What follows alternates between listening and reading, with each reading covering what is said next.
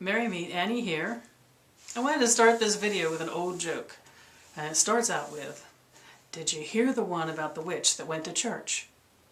Well, no, not really. I don't even know what the punchline to that particular one would be, but I went to church today. Roundaboutly, this is going to be on the subject of beginnings over and over again. New beginnings constantly provided in our life. I haven't been to church in quite some time, actually. I am a Unitarian Universalist, which some of you know, and I have in the past been extremely involved in my church, doing sermons and leading classes and activities and earth-based circles. I have just been very much involved with the church. And I just need to pull back from that for a while because there's been changes that my church was going through and changes in the fellowship and its priorities. And I tried visiting some other local Unitarian Universalist churches, but as I've entered into 2012, I just knew that I needed to reinvestigate this community that I had been so actively part of for quite some time. It's had some positive changes recently in the sense that they are changes that complement the reasons I would like to be involved with a wider religious community. So part of my plans for 2012 began with going to church, and we went on Sunday. Roger went with me, and he enjoys the companionship of the people. The people at my fellowship are wonderful people, and he enjoys that warmth, and he enjoys the music.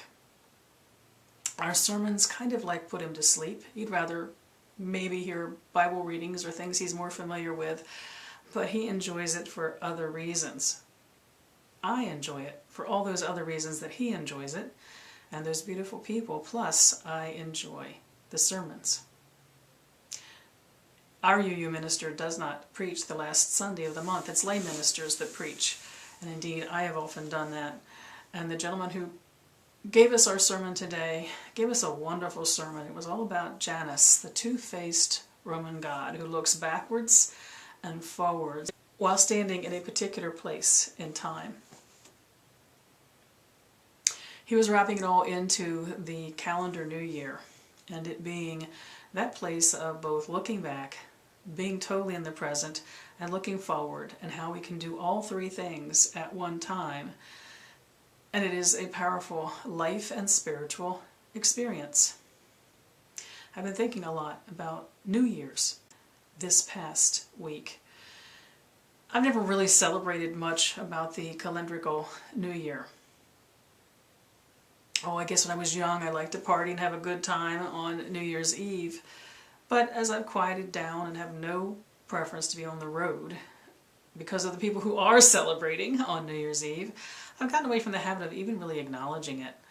You know, it only becomes like the night that we have to stay at home because the neighborhood shoots off fireworks and the dogs become nervous wrecks. So that's all it ever means to me at this point, is the night that the dogs become wrecks. But this year especially, it felt like a beginning to me. Now, why that's strange? Samhain is the beginning for me. And Charlie, I'm going to borrow from a conversation you and I had a little bit offline this week. Charlie had mentioned in one of her videos how powerfully she feels the New Year in the sense of January 1st, and that she's never connected to the New Year being at Samhain. And she didn't really know what the connection was, why that was important. So I let her know what it was from my tradition and the way we were taught, which is that the ancient Irish saw the seasons of the year as two, as only summer and winter. They did not acknowledge spring or fall. They saw the dark half of the year and the light half of the year. So they only saw two seasons. Samhain began the season of winter, Beltane the season of summer. Now you combine that with their belief that, unlike what most of we modern folk here on the western side of the world see it as, the ancient Celts saw the beginning of the day as twilight. And where we think of it as dawn, the beginning, the rising up, they saw that beginning and the rising up happen in the quiet, in the dark, in the night. So the setting sun and that sweet, dear moment right after it's set, is what they saw as the beginning of the day. That is why so often in Wiccan celebrations, the night before the day of is highly celebrated, because that is when that day actually begins in that old sense. So Samhain not only began the time of the dark and the winter and that half of the year, but it's tied into the entire concept of in the dark is where things begin. The day, the dark half of the year. So it always made logical sense to me to celebrate that Samhain is the new year, because I was related to that way of looking at the halved wheel of the year, because it's what I first learned when I was learning about the ancient holidays and what we might do to celebrate them. So thinking about that, in the twilight, in the dark, in the rest, is when things begin, when the day begins, when the dark half of the year begins. The more years that go by where I go into that quiet place at Samhain, I'm getting to the place come Yule, where the light is starting to enter back into that winter world in the old sense that winter had begun at Samhain. So we've gotten a couple months in, and along comes Yule, and that little bit of sun, the little bit of light, the ever-returning light that just starts to illuminate us in ways other than the physical, the emotional and spiritual and energetic ways. So about this time of year, I've been reflecting for a couple of months, truly taking on the possibility of the new, which Samhain represents in that old way. So things are starting to come to the surface at this time of the year for me. So it makes a lot of sense to me that rising up out of the returning sun comes making a promise to that. So it ties not only into the spiritual reasons I celebrate the winter solstice as we know it, not the beginning of winter at Samhain, but the winter solstice in December. Everything ties into that movement of the beginning in the dark that was Samhain to the beginning of illumination that will eventually bring us to the summer of the year in May. But for now, it's coming out of stillness into action and making a promise to that action. I've been realizing that the last several years I have been getting to that place where I have actually been making a promise to the new calendar year come the turning of New Year's on January 1st. I didn't make any specific promises to the new year. Every divination I have worked on personally, whether it's cards or stones for myself for this upcoming year, are saying that it can be a year of great possibility for me, but only in a sense if I'm up to my eyeballs in it. I'm actively in the middle of life, taking charge, being active, doing things, being involved. Because the cards and the stones are also telling me if I choose to be a bystander this coming year, I am going to have burden upon burden on me.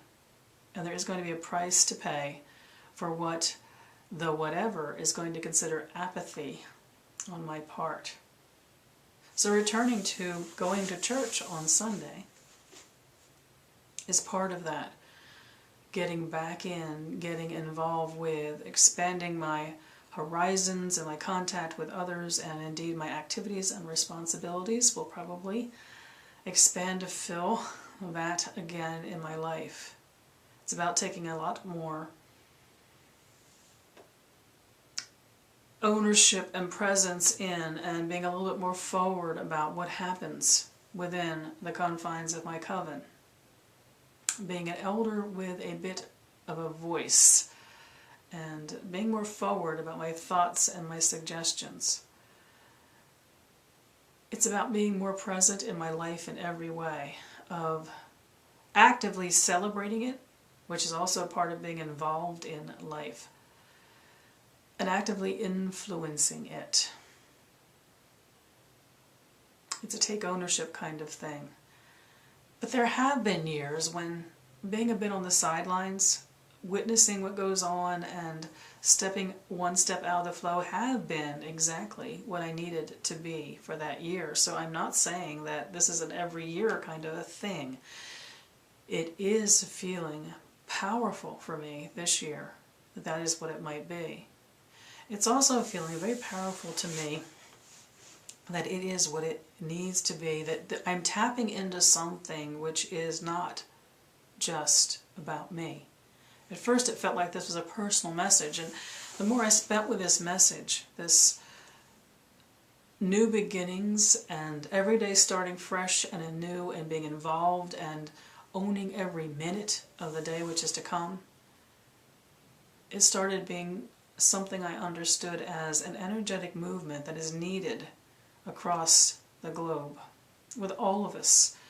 This stepping back and not being responsible for and blaming others and not doing what we can do in everything from our health, our family relationships, our relationships with friends and community and lovers, our activities when it comes to politics, for caring for each other, for nurturing each other, for teaching and sharing. It just seems like that is what 2012 needs, is all the people of the world actively participating in the flow of their life. I was almost overwhelmed by that in several of my meditations, that it wasn't just a message meant for me, but it was a message meant for everyone, no matter who, no matter what our challenges are, to be in the middle of our lives, to direct the flow of them, to be responsible for them, to take charge. So in a small way, taking charge, going to church yesterday. So that question I asked, did you hear the one about the witch that went to church? Well, she was reminded in church about Janus and everything he teaches about looking back and looking forward and being totally present in the moment, which might well be a result of both of the looking back and the looking forward. It was about community and realizing the things that one does to be in the flow of life, not to be cloistered or pulled back, that there are times when our lives are not supposed to be that way. I get the feeling that we all have the instincts when we are not participating in our own lives to the extent that we should. We also sense the times when we need that. We need that for our own recuperating, refreshing, taking care of a health issue or something which requires us to be more cloistered. But we also know when we're using that as an excuse to avoid the activity, the responsibility of living and living in community. Church was a good thing today. Thinking about New Year's, both of them, very good thing for me this week.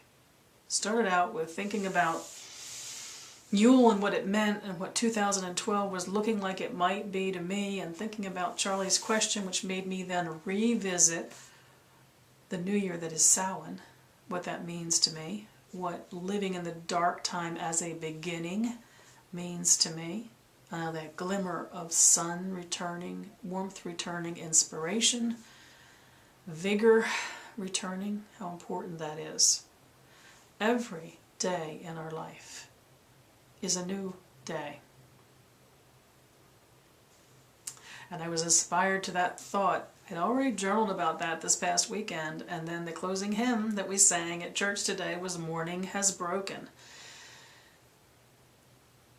Every bird song is the first bird song. Every sunrise is the first sunrise. It's like it never happened before.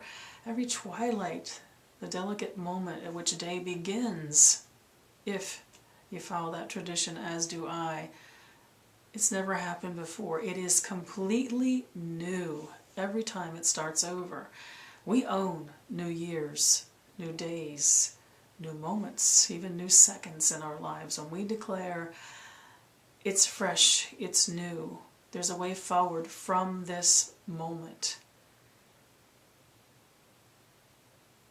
I'm going to be very actively celebrating both of those official moments of the new year in my life going forward, Samhain and the calendar new year. But I also was thinking today about every moment can be the first moment. So what happened when the witch went to church? She came away with things to think about.